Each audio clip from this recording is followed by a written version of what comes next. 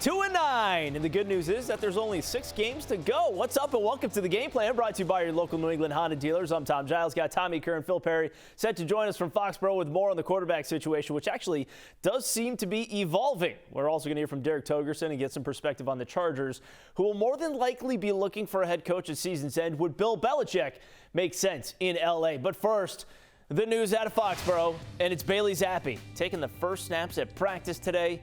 And then it was Malik Cunningham who was second. Mac Jones did not take any snaps during the open portion of practice, and it's also worth noting that Mac Jones was not on the injury report at all. So the fact that he didn't take snaps at the beginning was also not injury related. All right, more was learned from that video than just about anything that we heard from Bill Belichick, anything of late, I even should say, including this morning. Yeah, I'm not going to make any announcements on our lineup at any position then, so it doesn't matter what the position is. We're not. See how practice goes and see if everybody's ready to go. Hope everybody's ready to go. See what the injury situation is, and we'll go who we think's best on Sunday. How do you feel like Mac Jones has been performing? Well, we haven't won enough games, so I don't think anybody's performed well enough. We all need to do a better job. Bill, we've seen you bench and demote players for performance all the time. A fumble, not getting your feet in bounds, what have you. Mac Jones has now been benched 4 times for performance, but he keeps getting an opportunity and keeps getting his starting job. What makes him different from everyone else on the team? Yeah, well, look, every situation's different, so I mean, I don't really know exactly what you're referring to, but it doesn't really matter. Like, we're going to do what we feel is best for the team based on the individual situation.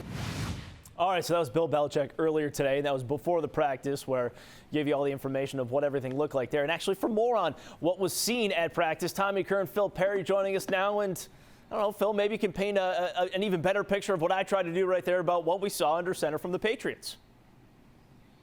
Yeah, well, during the media availability portion of practice today, Giles, Bailey Zappe took the vast majority of quarterback snaps during an early team period in practice, throwing to tight ends and receivers. And after Zappe, it was Malik Cunningham who got a handful of quarterback reps himself. Mac Jones, the entire time the media was out at practice, was standing to the side with his hands in his hand warmers and just watching the proceedings. Now, later on, it was explained to me that Mac Jones did, in fact, practice today, and so he did get his share of reps. But, Tom, it was Bailey Zappe, I was told, that got the majority of snaps out of practice today. First practice of 3 this week. We'll see how it progresses from here, but it looks like Bailey Zappe is the top guy, and Malik Cunningham might even be the 2.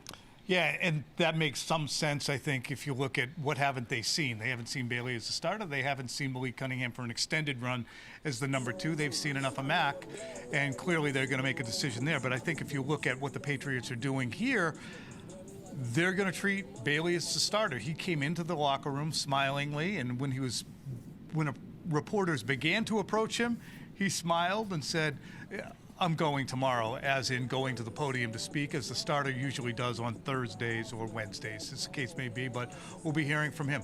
All right, well, Curran, let me get your thoughts on this. Is this possibly the last time we see Mac Jones in football action, as in this past Sunday? Is it possibly the end of the season for Mac Jones?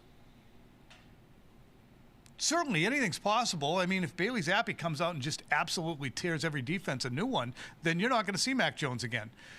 Now, if he plays poorly and Malik Cunningham plays poorly, and then you go to door number 3 and out comes the bearded Will Greer, then Thomas Latham Giles, you might see Mac Jones. But I don't think that's going to happen. So I would say more likely than not, that'll be it for Mac Jones, unless there's mop-up duty that he has to take care of. Yeah, and I think the question now is that the end of the Mac Jones era here in New England? And my guess is it is. It would be surprising to me if he was back in 2024, even though the picture at that position is uncertain. Free agency, the drafts, you never know what can happen there. But it would surprise me if he factored significantly into their plans at that position, Tom. All right. Well, it seems like at least we are getting some answers here, even though you're not hearing it from Bill Belichick. But does it almost line up that we've already been getting the answers? Bill might not be telling us, but based on what's been going on in practice and everything else, that it's kind of played out the way it's looked around this time each week? Yeah, he's kind of telling us without telling us. I would think he understands when the media is out there, what the media is going to report on, as well as anyone else. So if he decides to put Mac in mothballs, he understands we're going to leave and report that we saw that. So while he loves subterfuge, I think in this instance he's making it very clear what his intentions are.